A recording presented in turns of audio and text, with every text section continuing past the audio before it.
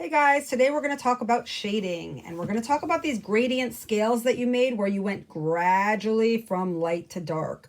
When you made them, you remember we were using the side of our pencil, and again, the whole key was to try to slowly go from light to dark without seeing where one ends and the other begins. When we did that, we talked about these little numbers 1, 2, 3, 4, 5, 6, 7, 8, and 9.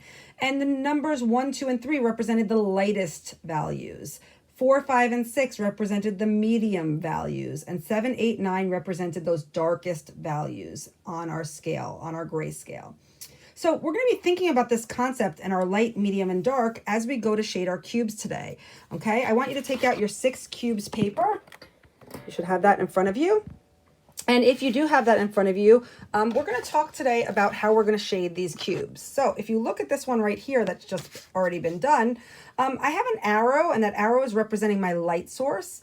And we're going to talk about which one that light would hit first. If that light is coming from this side, the light is going to hit this front of the cube first. Second, it would hit the top, and last, it would hit this darkest side, this last side.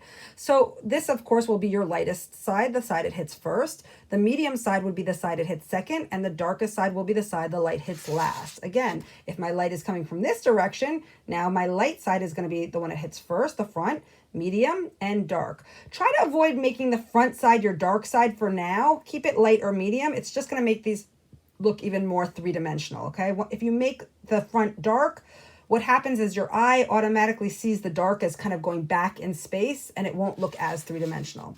So here's my 6 cubes, and I'm going to show you what I mean by getting on one of these cubes and just shading for you. So if my light, let's just say for this one, I'll have my light coming from over here. It'll come from up top this way, let's just say. So this side here, it would hit first. Second, it would probably hit this one over here. That would become my medium. This would be my light. And the last, it would hit this bottom one over here, and that would be my dark side.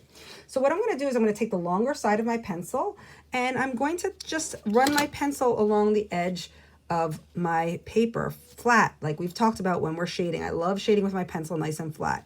And I'm just going to get a light pigment, like a 1 or 2. I mean, a 2 or 3, sorry. 1 is white usually, so, but a very light tone onto my cube. Okay, and sometimes I like to go both ways just so it doesn't look as liney. I like to try to keep it as flat as possible. Okay. Next, I'm going to get in and do my medium side. So what's going to happen is as I start to shade, if I go to my medium side and my light side look very similar or almost the same, I'm not going to have really something that looks like a corner here. There's not going to really be an edge. It's going to look flat and the same. So watch what's going to happen as I get into that medium side and I really darken it up to give myself quite more of an edge here.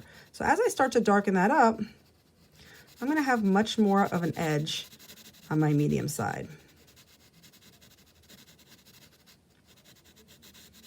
And I'm just trying to go gradually and keep it flat. And see how that now starts to look like a corner, whereas this corner is still kind of flat.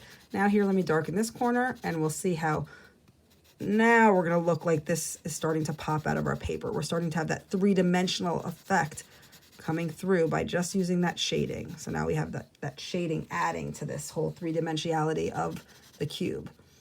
Now we're going to go to my dark side. And again, if I keep my dark side too close to my medium side, it's not going to look like an edge at that corner. They're not going to look different. It's just going to look flat.